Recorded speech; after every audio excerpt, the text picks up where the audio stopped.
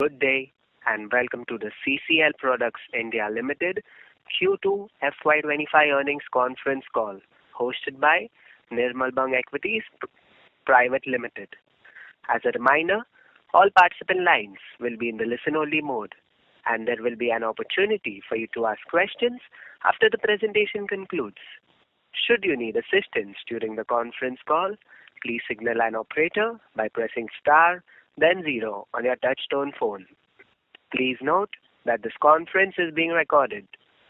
I now hand the conference over to Mr. Abhishek Navalgund from Nirmal Bang Equities. Thank you and over to you, sir. Thank you, Dale. Hello, everyone. On behalf of Nirmal Bang Institutional Equities, I welcome all the participants to CCL Products India Limited 2Q FY25 earnings conference call. The management is represented by Mr. Challa Srisham, Managing Director, Mr. Praveen Jaipuriya, CEO, Mr. B. Mohan Krishna, Executive Director, Mr. V. Lakshminarayana, CFO, and Ms. Sridevi Dasari, Company Secretary. Without further ado, I would like to hand over the call to Praveen sir for his opening comments, post which we'll open the floor for Q&A. Thank you and over to you, sir. Thank you, Abhishek, and thank you for arranging this call. I welcome you all to this conference call and wishing you all very happy festivities. Now I will quickly read out our results and then post which we can open the floor for questions. So the group has achieved a turnover of rupees 738.2 crores for the second quarter of 24-25 as compared to 607.57 crores for the same corresponding quarter last year, which is almost a 21.5% increase. And the net profit stands at rupees 73.95 crores as against rupees 60.86 crores for the same period last year, which is again almost a 21.5% increase. The EBITDA is at 137.6 crores, almost a 24.3% increase over last year's same period. And the profit before tax is 87.3 crores. As far as the half-yearly figure goes, the group has achieved a turnover of 1,511.49 crores for the full half as compared to 1,262.5 crores for the corresponding half, which is almost 20% growth, and the net profit stands at 145.4 crores as against 121 crores for the corresponding half of previous year, which is almost again a 19.6% growth. And the EBITDA is at 269.2 crores, almost a 24% growth, and profit before tax is 174.49 crores. The domestic business also showed strong growth momentum, and it achieved a gross turnover of 200 crores in the first half, almost 105 crores in the quarter two, out of which the branded sales in the first half was 135 crores and almost 70 crores in quarter two. So that's a brief of our performance for quarter two and H1. I now invite you all for questions. Thank you. We will now begin the question and answer session. Anyone who wishes to ask a question may press star and 1 on their touch-tone telephone. If you wish to remove yourself from the question queue, you may press star and 2. Participants are requested to use handsets while asking a question. Ladies and gentlemen, we will wait for a moment while the question queue assembles.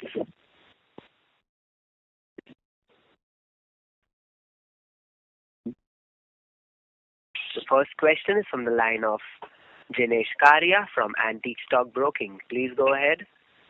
Yes, thank you for the opportunity. So firstly, if you can just help us with the capacity utilization for the quarter and volume growth, that would be great. So, without going into very details of volume, which is what that we not share, but if you back calculate, we always have maintained that the volume growths are generally in line with the operational profit growth, which is the EBITDA growth. However, if I were to give you a little color on this, the volume growths, the EBITDA growth is largely due to volume and some bit of better margin business that we did. So the volume growth this time has been closer to high single digit or closer to 10% or so. and the EBITDA growth, if you see, it is closer to 21-22%. So that's the thing.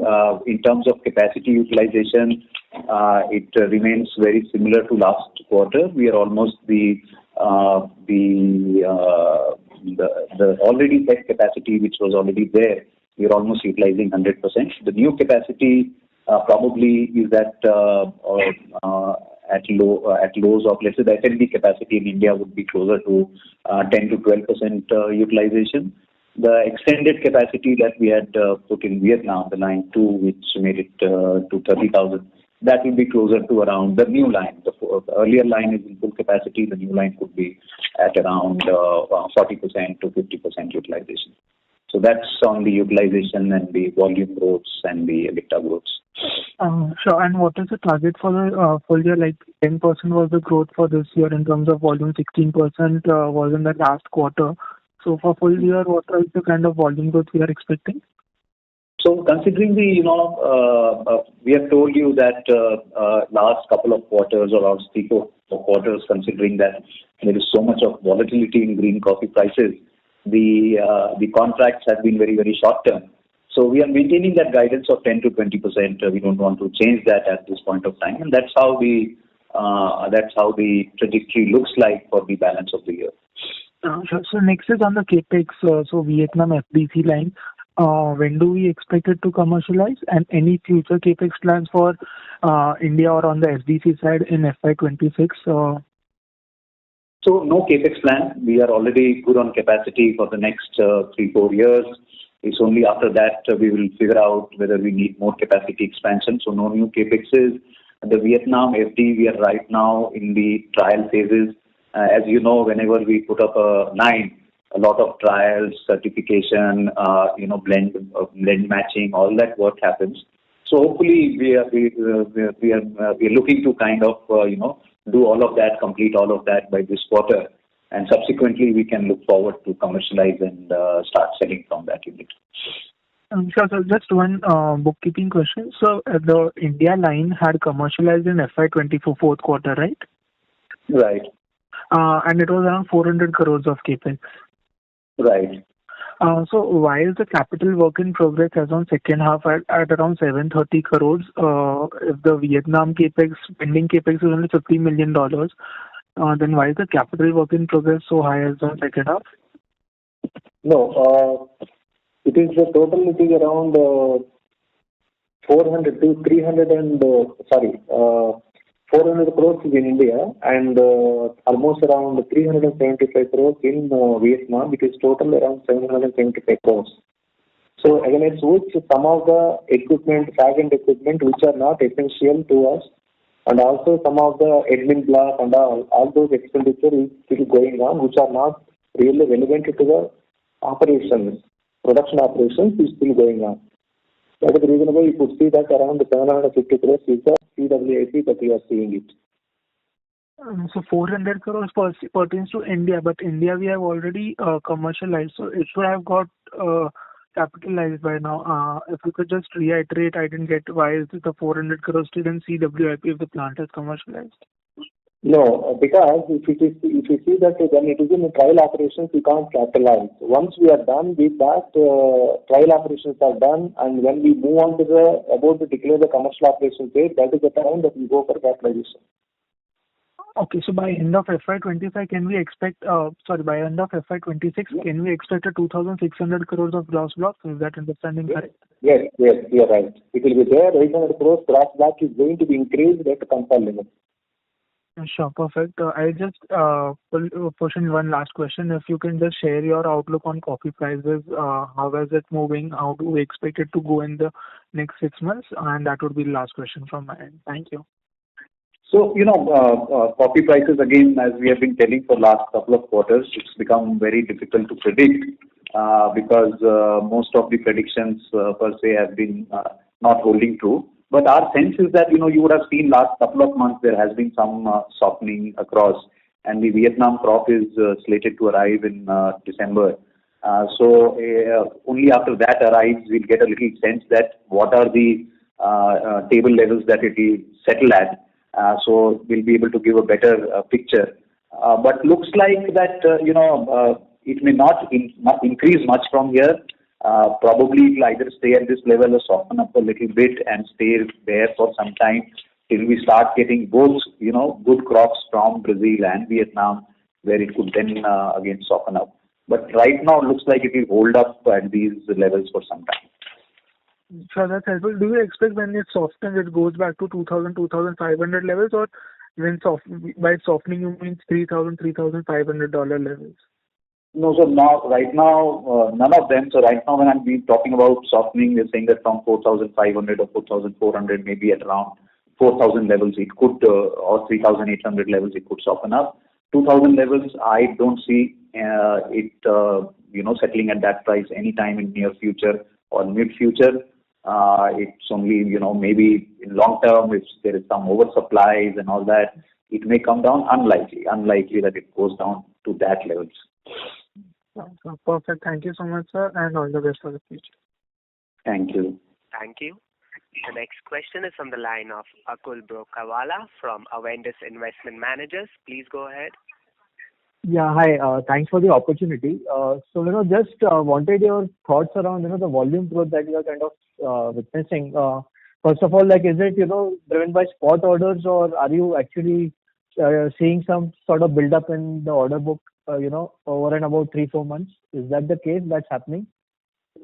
Yeah, so in fact, most of our, if you were to see our profile generally from the past, most of our things are long-term contracts, or lot of our this thing was the execution in these quarters, last couple of quarters has been result of the earlier long-term contracts that we have been getting. Yes, there is a mix of spot orders, but a lot of transactional, or let's say opportunistic sales is something that we have purposefully not been concentrating much on, considering the fact that there is a strong amount of competitiveness that is getting built around.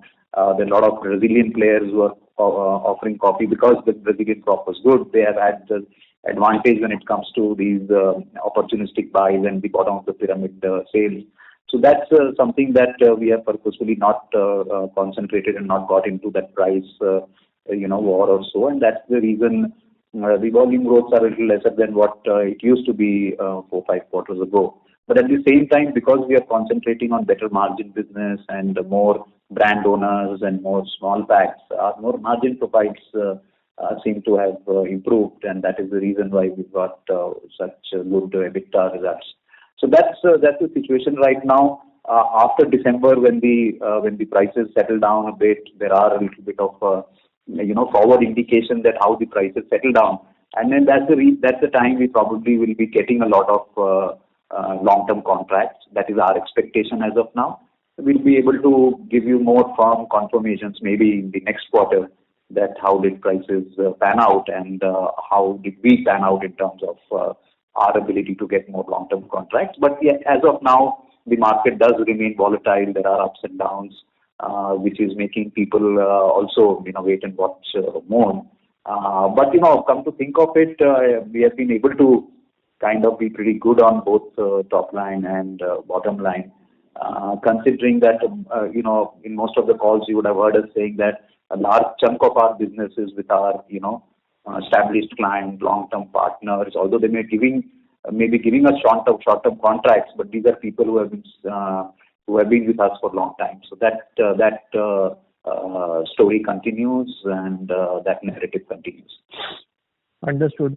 And for the new capacities that we have, what sort of plan are we kind of targeting? Are we approaching new geographies, new set of customers, or basically are we just trying to again look back into our existing set of customers and probably gain further wallet share? So some understanding around the new capacities that we have, how we are planning to tie those capacities over the next 2-3 years. Yeah, so we are actually doing both of it. One is with our existing customers. We are looking at entering into more long-term contracts. How can we make sure, because last time also people have also learned a lesson, because the coffee prices have been rising, they haven't come down. A lot of people lost out because they didn't go for long-term contracts. So this time we are telling them that the situation probably once they see a little stability, they should go for long-term contracts. So we are also helping them get that confidence. So hopefully we'll be getting a lot more long-term and large volume contracts in the future. Having said so, we are also very aggressively looking at new markets. We had already indicated that we are targeting new geographies like China and all that. Our efforts, are continuing in that direction. And we have already started seeing green shoots emerging. Some volumes have started coming in, and we are hopeful to build those volumes going forward. So the capacity utilization will be a combination of both the factors, driving the existing customers and building new customers and geographies as well. Got it. And just, final bit from my side. So as you were mentioning that there has been some competition from Brazil as well. So given that, Robusta coffee prices have been at this level for a while now, do you expect that, there is some sort of down trading happening with Arabica as well because of such kind of pricing scenario that's there?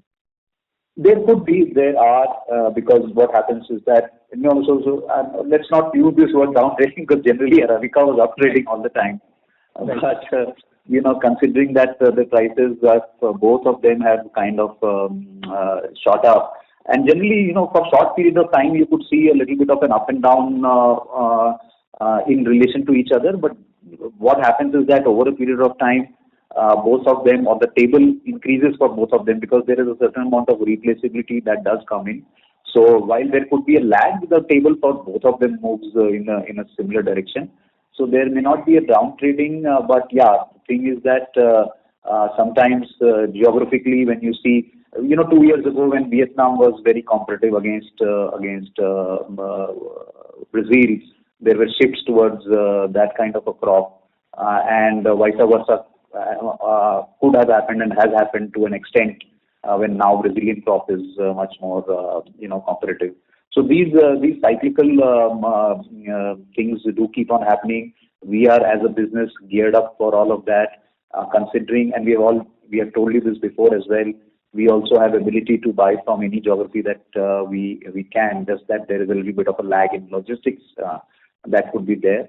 But considering our freedom to buy from wherever we are pretty confident to keep driving good results in the future also. Great. That's it from my side. Thank you, and wish you all the best. Thank you. Thank you. The next question is from the line of Rakesh from Nine Rivers Capital. Please go ahead. Hi, sir. Am I audible? Yeah, you're audible. Hi, sir. Thank you very much for the opportunity. So first question with respect to the growth in EBITDA. So this quarter, growth in EBITDA is 24% over the last quarter, same time. And you alluded the volume growth was around 10 to 11% in this quarter. So the remaining growth has come due to operating leverage? So as I told in my, as an answer to one of the earlier questions, we have concentrated more on, more profitable clients, the clients who are brand owners, clients who are more looking for, better coffee blends and things like that. So it is more of, shift towards more of, these better coffee, or let's say high margin coffee rather than anything else. Considering that, some of the other geographies have become more competitive, we purposefully were not too keen to take the low margin contracts because, over a long period of time, it erodes margin for us if we were to downgrade the prices. So that's something we always have maintained, that 20%, 25% of our volumes at all the time are, opportunistic volumes where traders and these coffee buyers are buying, who are looking for, the low margin, low value coffee. So that is the reason why you see, or why you have seen a good margin improvement or margin profile improvement this quarter. Thanks for that answer. Sir, with respect to the debt, we have a gross debt of 1974 crore. Can you bifurcate debt for the working capital and for the capex? 1,300 crore will be around the working capital, and the balance will be capex. Okay.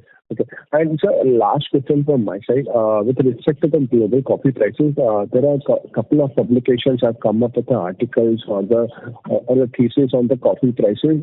They are alluding the coffee prices are not going to come down for at least next to 1 to 2 years because of the global economic, because of the environmental changes happening. The crop production has come down in Brazil as well as in Vietnam. That has led, and in Vietnam also, few farmers have shifted from coffee to other fruits which are more profitable. So your thoughts on that? Do you believe? I know you alluded in your previous answer that the coffee prices are not going to go up. Do you think the coffee prices are going to come down in the next 1 year, or it will remain here only? So, considering the interest around this commodity from various quarters, there are a lot of news that keeps coming. I don't particularly agree. Yes, 3 years ago, probably Brazil did experience a little bit of a contraction in their output. But last year, we have seen very good output coming from Brazil. Even the next year indications are good because the flowering has been good. There has been indication that probably Vietnam crop could be affected. But really, it's difficult to gauge the on-ground situation because multiple kinds of news that comes in. It's only when the crops comes in, the flow of the crop comes in the market, one is able to gauge the situation. But considering that, what has happened is that everything boils down to the end consumption. Yeah. So most of the times, if you see most of the commodity play, when the prices go up very high, the consumption tends to get affected, and therefore it leads to a cyclical drop as well. Yeah, we have seen it in other commodities like edible oils or pulses. When you see very high prices, there is a consumption impact, and then what happens is that in the next cycle it also comes down. But interestingly, it's good news and bad news because the coffee consumption at the end consumer, we haven't seen much of an impact globally. So globally, we all know that this category is pretty sticky. So what it means is that there has been no consumption drop, and everything therefore boils down to mostly supply. And if the supply is affected, then we see these changes. So yes, for the next 1 year or so, I don't personally see much of a reduction. I see that the coffee prices could hold at the levels that they are at, maybe a couple of $100 here or there. But yeah, the key thing for us is that as long as there is stability, we feel more comfortable because then the customers are also a little less anxious and they are ready to give more long-term contracts. So that's my view as of now. Thanks for that, the detailed answer. One last question, if I may. So, with respect to the B2C business that has contributed coffee, we have seen company has done lots of branding promotion in the Hyderabad market, sponsoring few malls or the opening new kiosks in the Hyderabad market. So I just wanted to understand what is the kind of advertising we are doing for this business, and how is the profitability in going on this business? EBITDA and PAT, if you can talk about how is the profitability shaping out in this business? Yeah. So first and foremost, yes, you are seeing a lot of visibility for the brand, and just not for the Hyderabad market. We're also doing a lot in other markets as well, and we're now, as the season approaches, we'll do a lot of activity in non-South market as well. So we are continuing to drive the brand because the brand is in a growth momentum. You have seen the results of all other companies. Most of them have seen muted, results, but amidst that, our growth momentum continues to be very good. We're almost value-wise close to 50% growth has happened in the first half itself, which is a very good momentum that we are in. And therefore, we want to keep investing back into the brand so that the brand can achieve a sizable chunk of the branded business of category of coffee in India. So that's been our plan. While the profitability continues to improve, we probably last year ended with around 5-6% EBITDA margin, which will improve this year. But the guiding principle has been that we will keep investing back into the brand as much as possible. Right now, we don't want to milk it, considering the momentum that it is into. Okay, sir. Thank you very much, and best wishes. Thank you. Thank you. Thank you. Ladies and gentlemen, in order to ensure that the management is able to address questions from all the participants, please limit your questions to 2 per participant. The next question is from the line of Yash from Stallion Asset. Please go ahead. Hi, thank you for the opportunity. So I'm just a bit new to your company. So I wanted to understand that is there a large margin differential between short-term contracts and long-term contracts? I don't think so. That's the way to define it, because the better way to define is that there could be margin difference in the type of coffee and the value additions that we do. So, for example, a bulk base spray dried coffee could be lowest in the ladder. But let's say if I were to pack this coffee in a small pack, then I could be earning 20-30% more margin onto it. Suppose this spray dried becomes aglo, then I may add another 4-5% I can get margin. Similarly, if it is freeze dried, we all know freeze dried anywhere earns anything between 30 to 50% margin higher than the spray dried. So it's a lot of factors, determine this thing. There are times when even in a short-term contracts, we end up earning good margins because people are in desperate need of coffee. But the other way around is also true, because short-term contracts a lot of times are opportunistic contracts. People are looking for quick, buys and opportunistic buys, and whoever gives them very good rates, they probably end up buying from them. So it's a combination of, I don't think so a generic rule could apply here, but a more generic rule, as I told you, is the type of coffee and the value additions that we are able to get or give determines the margin profile of ours. Right. So, one of the things that just from a market perspective is that, a lot of the consumer-facing, consumer-oriented businesses, normally they trade at a very high valuation multiples. And one of the issues with our business is that, the ROCs has been average about 15% for the past few years, right? And if margin is not the lever to improve ROC, the only lever you will have is your asset turns. So, is there, just from a management perspective, are there any sort of levers that you have to improve the ROCs going ahead? Yeah. So, if you were to track our ROCs for a longish period of time, you'll see patterns emerging whenever we end up, doing capacity expansion, wherein we deploy a good amount of capexes. You'll see that during those cycles, the ROCs come down, and they probably peak when we are closer to higher capacity utilization. So that's the cycle, and considering that we are a B2B company, the nature of our business is to supply coffee to the end clients. It will always mean that we probably will be a little more capex heavy during cycles. So that is the trend that is going to continue. But having said so, that's our business model, and that's how we have built our business. But the good thing about the business, the B2B business, is that unlike some of the other B2B businesses, this is pretty sticky in nature. It's quite close, although valuation wise and in terms of perception, we probably get clubbed with B2B companies and their kind of multiples and all. But if you see our the client profile, the way we have built, although we are a B2B company, we have been instrumental in building blends and brands for the clients.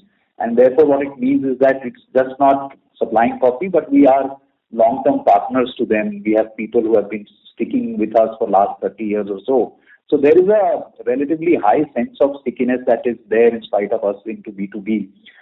Having said so, we also do realize that, when you have your own brands, they give you larger or a higher terminal value for your business, which means that you get much better multiples. And keeping all of that in mind, we also have started building our own B2C vertical. Right now, it looks small when you compare it with our B2B business, but come to think of it, in good 5-6 years time, last year we branded the business at 200 crores, and this year we probably will be closing at around 300 crores, which is a very significant build-up for a B2C segment, because even, most of the fancy, we don't talk about this too much, but most of the fancy B2C companies who kind of, talk a lot about themselves also are not able to scale the kind of way we have done it. And going forward, we are looking to build this up further. We are investing back. We are very now confident that we will be able to build the B2C vertical aggressively. And progressively going forward, we'll see that we'll build a block which will be much higher terminal value and the brand multiples that you can get on a brand. So, that's our thought from our end. It's not that we want to replace one set of things with others, but the fact is that, yes, we have very strong B2B verticals. We have built a very strong business, very sticky clientele, and at the same time, we are building a lot on the retail part, on the B2C side, and this will help us realize much better potential going forward. Sure. Got it. Thank you. Thank you. The next question is from the line of Kunal Ochiramani from Kitara Capital. Please go ahead. So there was in early September, 2 months back, there was a typhoon in Vietnam and some drought-like situations in Brazil. So I just had a question on supply side. If there are so many global challenges, how does this help CCL, and to what extent, and how prolonged this benefit was obtained by CCL? There will be global challenges. They're not going to go away, and the climatic changes are here to stay. We all know, and it is just not coffee. We have seen that there has been cyclical disruptions in most of the commodities. Coffee is is not insulated from these. So there will be news that there will be droughts, there will be cyclones, there will be frost, there will be El Nino effect. All that is there, and that's the reason we have seen such spiraling high prices in coffee and the volatile prices that have creeped in. So that's something that is here to stay. As far as CCL is concerned, we do our business model is such that we do cost plus pricing, which really doesn't affect our margins or our business as long as the consumption is good. And I told in as an answer to one of the questions that the good news is that we haven't seen much of an impact in consumption. So the consumption remains intact. People are still drinking coffee, and that means that there will be demand of coffee. Yes, these fluctuations create a little bit of an anxiety in the market, a little bit of tentativeness in the market from the buyers, because nobody wants to lose after buying at high prices. So therefore, what we have said is that in times of these, what happens is that there is a little bit of tentativeness that builds on our side also, because the customers are not willing to commit for long term. But come to think of it, we have seen these cycles many number of times. We have seen recession, we have seen war, COVID, and if you see our performance, they have all been, during these trying times also. We have been able to manage all of this very well.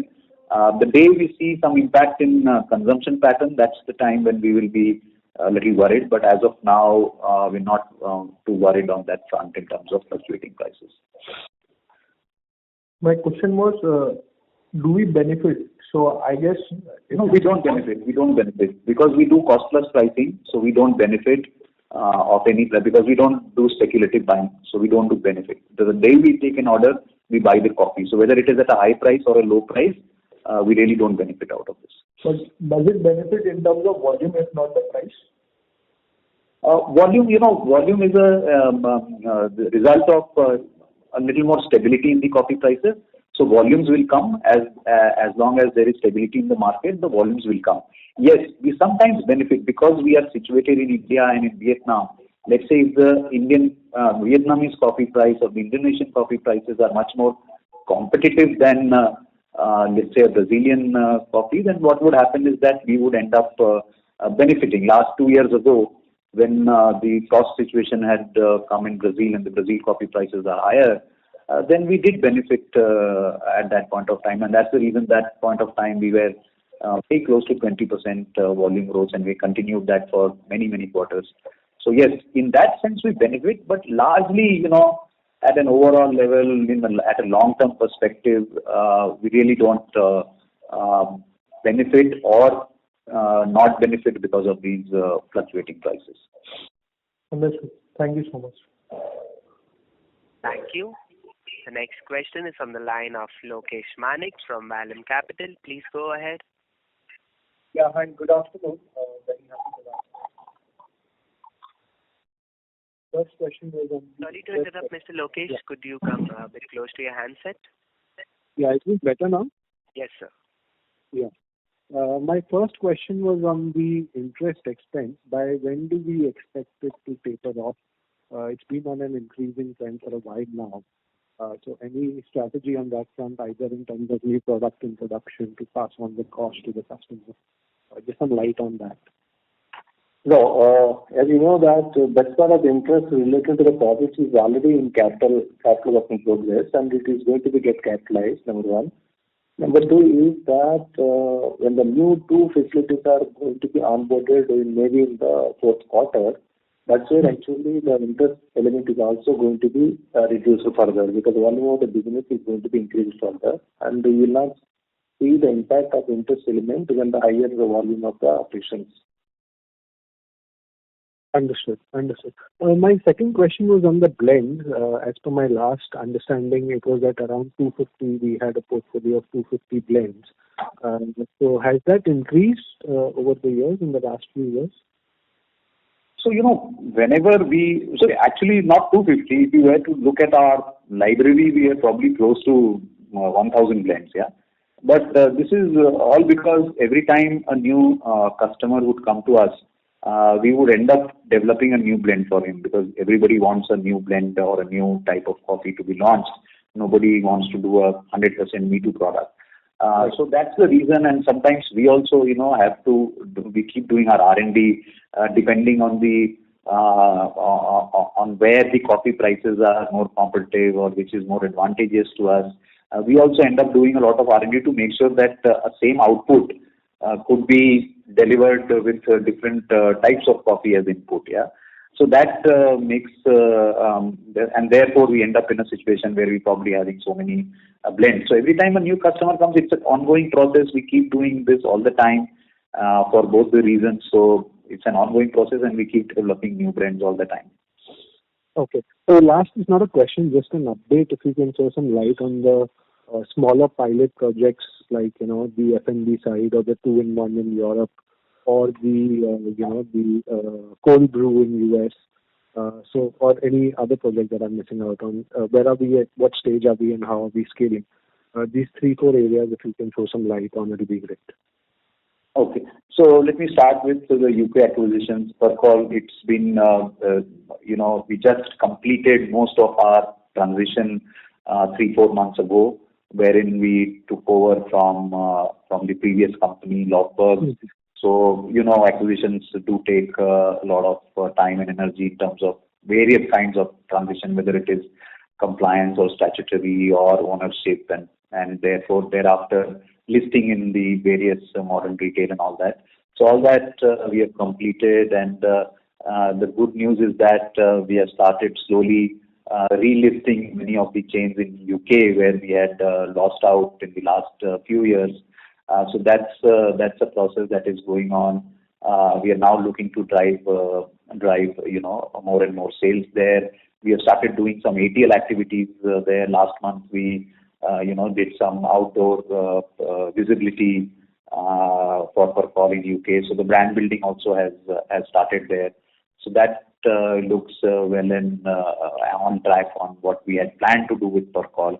And once we stabilize in UK, and we believe that the growth momentum is back, so we will see how we can expand into other geographies in and around UK as well.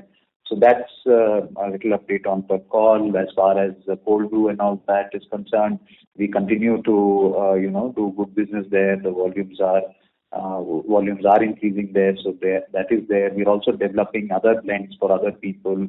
A lot of work keeps happening. So these are some of the other smaller initiatives that we have taken, and that's a little update on that side. Yes, F&B, if you can just throw some light on F&B. That'll be domestic or exports? No, you're talking about F&B as in the plant? Plant-based, yeah. Yeah, so we only have launched it in Indian market. Again, that category, if you see, is in very nascent stages. Most of the guys have been trying to figure out what is the right mix that will help elevate that category, because this is a very new concept, especially in a country like India. So we continue to do a little business there. We are also targeting a lot of HoReCa segment, because that food first establishes itself a lot outside home. before. You have seen how Chinese food, or even for that matter, in developing economies, even coffee, the trend is that first it happens outside home and then it comes inside home. So we are targeting a lot of hotels. We have done a lot of deals, but even in those hotels, it remains to be a niche segment. We are also expanding our portfolio. That how can we infuse protein in day-to-day snacks? So that's something that we are working on. Hopefully, we'll be out with a lot new variants going forward.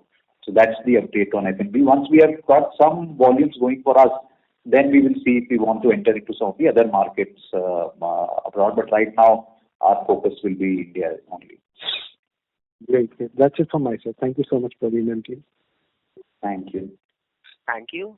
The next question is from the line of Akhil Parekh from B&K Securities. Please go ahead. Hi. Thanks for the opportunity and congratulations on a very strong set of numbers. My question on the domestic business and the branded business, have we taken price cuts in the last couple of weeks? Because if I recollect, sometime around September, we had hiked the prices by 20-odd%. But now, at least on Amazon, I see the products prices have been slashed back to previous levels. So sorry, I didn't get the second half. The first half I'll try and answer, Akhil, is that no, we haven't taken any price cuts. In fact, there has been more price increases than price cuts. Yes, there are certain SKUs where price increases are a little difficult, like the price point SKUs of 5 rupee, 10 rupee, 2 rupee. So that's something that we cannot take price increases on. And I didn't get the second part of your question. Yeah, so this is regarding a 200-gram fats which we get on Amazon. That where the prices had increased from 360 to some 440 rupees. But now, if I look at it, it has gone back from 450 to around 360 rupees. No, so what happens is that there are times when you run, especially during festive times and all that, no? There will be a very heightened level of promotions that need to be run on these channels. And you know how competitive these channels are. Sometimes a lot of, during especially festive times, Diwali time and Dussehra time, you know, these channels, Flipkart, Amazon, most of them drive a lot of festive sales through deep discounts. So we also end up doing it. But it's not price cut. These are, a few days during festive times, you'll see certain price cuts that is happening. But there has been, MRP increases all the time because of the coffee prices. Okay. And just a clarification of the domestic business sales which you highlighted in the opening remarks. If you can please reiterate like how much we did in first half and how much we did in second quarter, and same for the branded sales. So, like for example, second quarter we did around 105 crores of business in domestic, out of which 70 crores would be pure branded business, which means in the first half we have closed around 135, 140 crores of branded business and 200 crores of the domestic sales. And for the year, we are looking to, for the branded business, close to 300 crores. We'll see how this quarter and next quarter goes, because the first half momentum was pretty good. We are almost like 50% growth over last year. So that's a good set of numbers that we got, and we are continuing to build the brand from various angles in the domestic market. And sure. And how are we doing in terms of the retail touch points?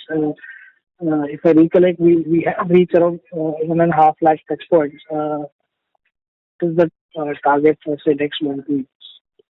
Retail, what is the outlets? Okay. Outlets.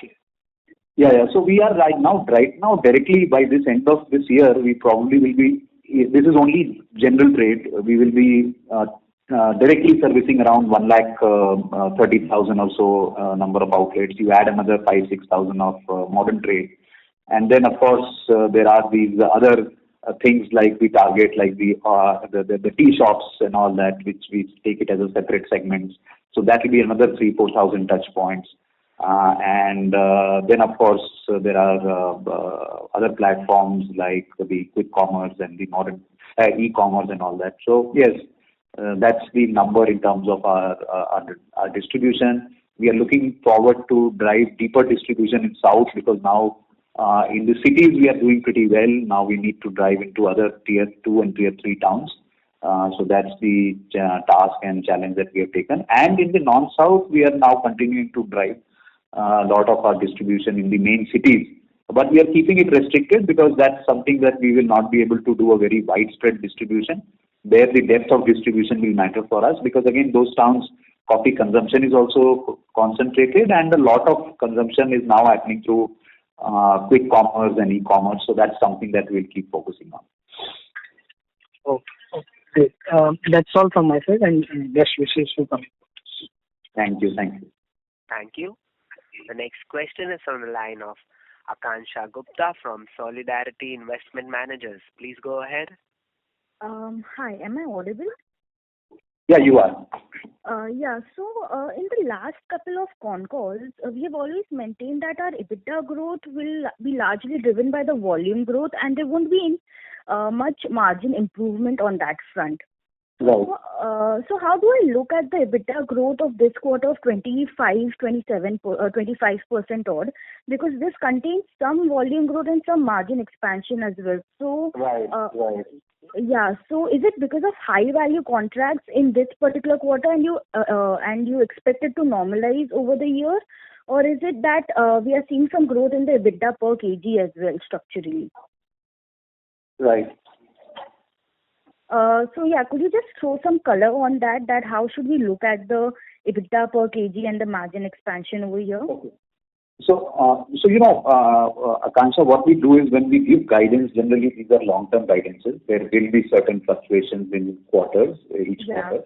So let me clarify 2-3 things. One is, first and foremost, is that yes, considering that the market has become very competitive, considering the various supply challenges that has creeped in, and that's what I explained in my few answers before. Because of that, we ended up doing more value contracts and better value contracts, more brand owners and all that. So that has helped us. There is also a element of ROD TEP, which is approximately 5 to 6 crores of ROD TEP, which is a substitution of MEIS that we used to get. So if you see, if I combine all of them, volume growth, better value contracts, more brand owners coming in, and this ROD ETP, all of that put together has helped us improve our margin this quarter.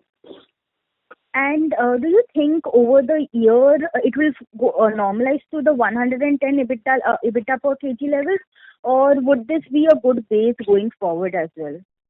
No, so Akansha, I told you like last time also, and most of our con calls we say that because it also depends on many things. It's just not one angle. The other thing that it depends on is the mix of our products. So considering that there could be more. So suppose, let's say, I start doing a lot more volume going forward, and I start getting into long-term contracts, which I spoke about, and these are spray dried and all that.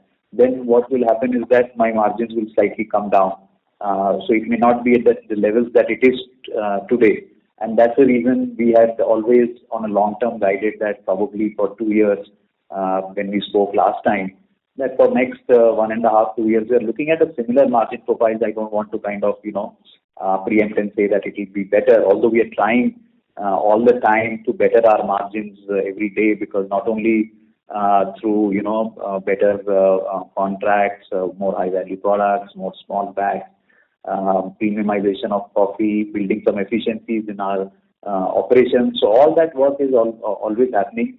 But sometimes it's very difficult because the mixes could change. I could be doing more of spray dried.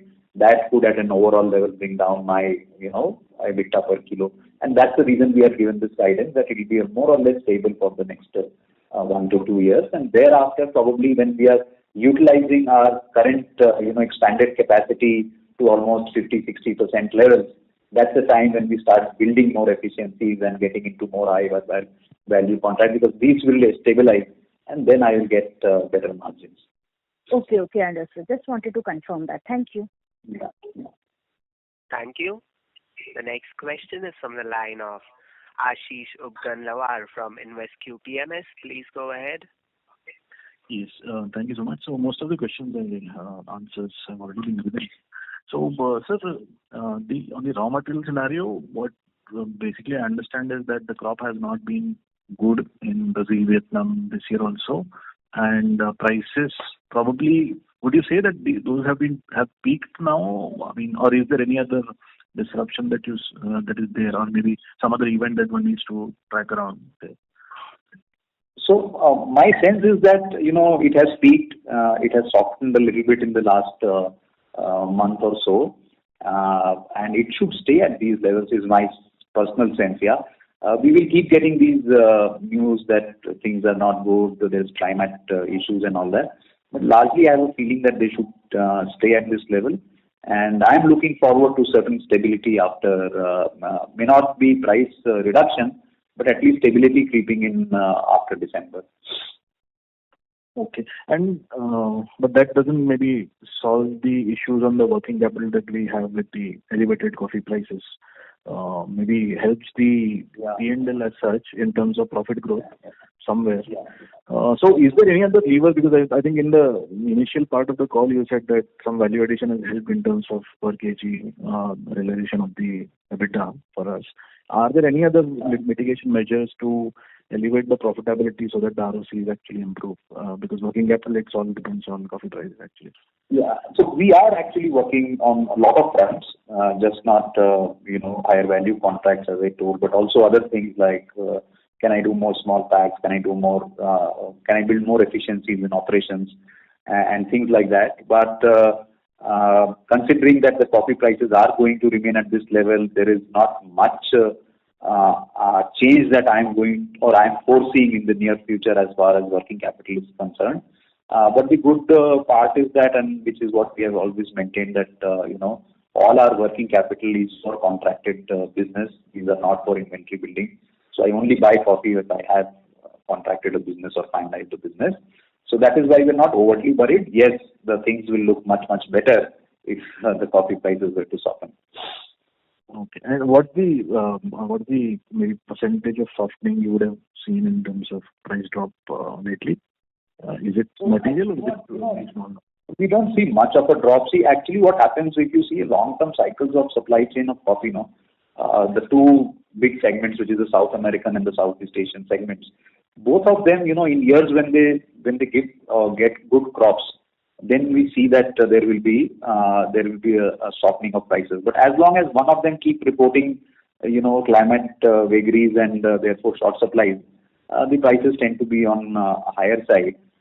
Having said so, coffee is also one crop, unlike most of the other commodities where the harvest cycles are low.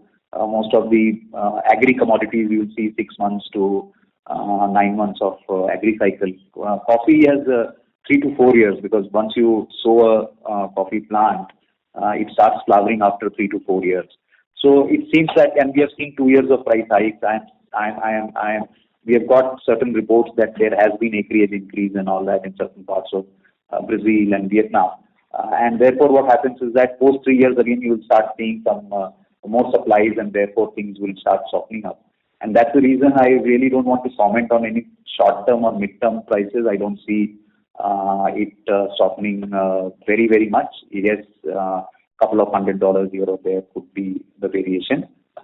In the long term, yes, because of these changes, we would expect that there will be a certain amount of softening. But again, nothing to comment and can't be definitive about it. Right. Thank you so much, sir. Thank you.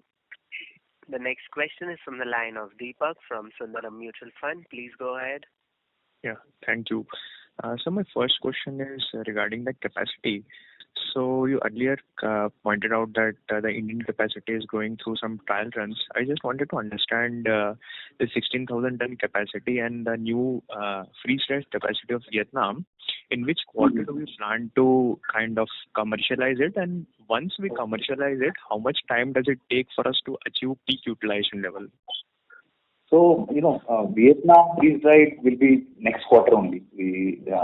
Because trials take a lot of time. There are certifications, trials, matching of blend, all that thing happens. So the business starts coming in subsequent quarter only. And generally our capacity utilization plan is that at least for the freeze-dried, because we have good orders and all that, first year could be anywhere around. Generally, first year our thumb rule is 30%, 30 to 35%, but we could be looking at 40 percent or 45% in the first year of the freeze-dried capacity. Coming back to India, the India plant should start operations maybe a month from now, because all that trial and all that, most of it is now over. The certifications are also on their way, and as soon as they come this quarter onwards, we'll start seeing by the end of this quarter utilization start happening. And again, the thumb rule will be 30, 60, 80. So that's the thumb rule for 3 years that we build around. Generally, you will get a peak capacity of 85 to 90 against a rated capacity because of the blend and the changes and the CIPs that you do. The utilization level you're talking about, it will be similar for both freeze-dried as well as spray-dried, right? At 85%. Yeah. At maximum is what I'm doing. Yeah. Okay. And so second question would be more related to bookkeeping. So when I was looking at your other expenses, in Q4 it was around 150 crore. Now since 2 quarters it is sequentially declining. Right now it is at 116 crore. And the primary, it was driven by your standalone business, right? The Indian business. So I just want to understand, do we expect this number to go down, or was Q4 an aberration and now it is more at a normalized level? So, okay, some of it is the other expenses if you see. A little bit of it is because of forex differences with the currency fluctuation. So there